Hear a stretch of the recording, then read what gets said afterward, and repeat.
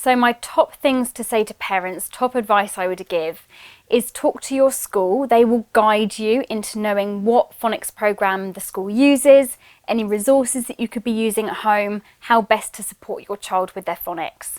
My top 3 things that you can do. Number 1 is ask what sounds they're teaching and get those sounds at home to practice with your kids. Number 2, listen to them read their storybook each day, the storybook they bring home from school. And number 3, read to them.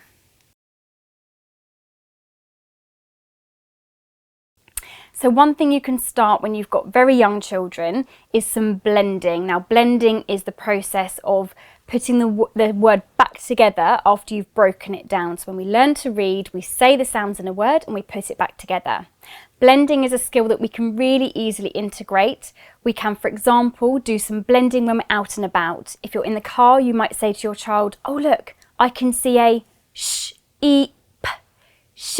And by doing that, you're showing them how we're breaking the word down, putting it back together again.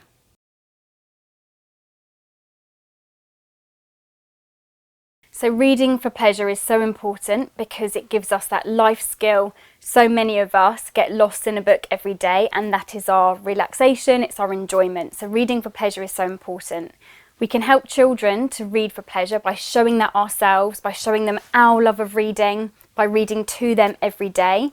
And when they're learning to read with phonics, we're showing them what the end goal is, that once they can learn to read, they've learnt to read, they can then read for themselves those amazing storybooks.